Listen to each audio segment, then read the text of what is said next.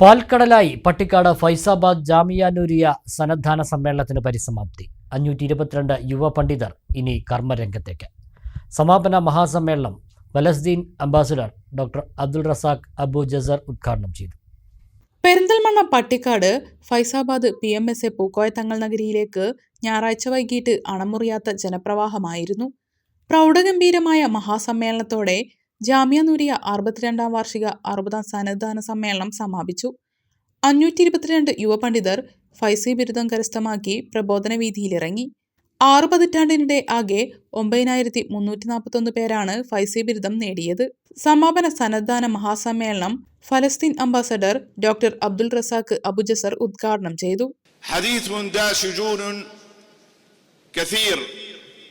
الحمد لله أني تشرفت أن هذه السنة العاشرة لي أن أخدم في هذا البلد العريق في الهند المتعدد الثقافات والديانات، والذي يمثل لوحة مشرفة من التعايش والانسجام بين كل مكوناته.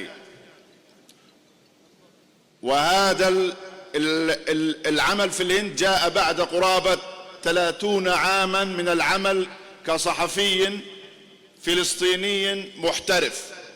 واسمحوا لي أيضا أن أخص إذا كان لي ذلك أن لي شرف أني فلسطيني أمثل كل الفلسطينيين وكل فلسطين وكل قضية فلسطين.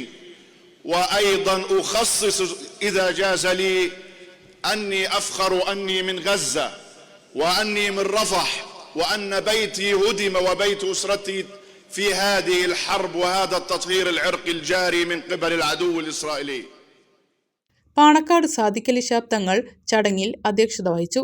സമസ്ത കേരള ജംഇയ്യത്തുൽ ഉലമ president Muhammad Jifri Muthukoya Thangal സന്നദ്ധാന പ്രസംഗം നിർവഹിച്ചു. ഇത് മഹാന്മാരാവുന്ന നമ്മുടെ മഹത്തുക്കളാവുന്ന ഉസ്താദന്മാരും അങ്ങനെ നബി സല്ലല്ലാഹു അലൈഹി വസല്ലമ തങ്ങളുമായുള്ള ആ ബന്ധം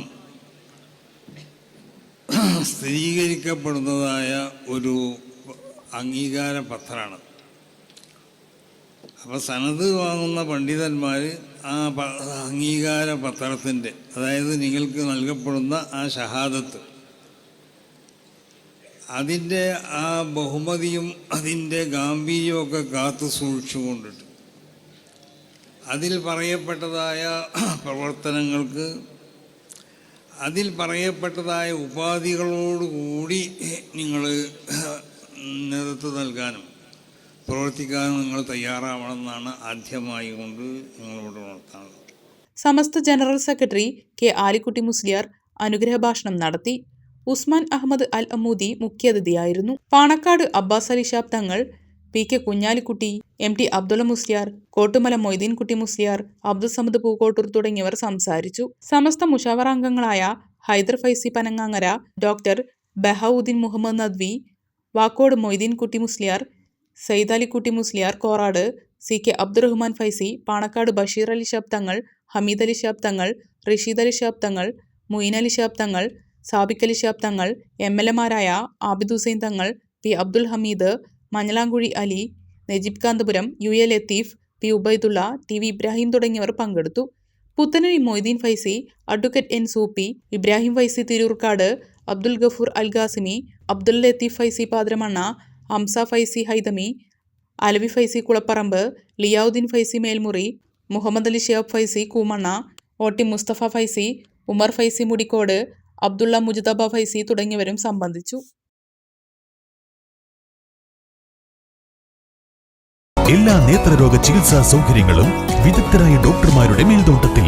അൽ Salama high hospital, hospital road, Perinthalmanna.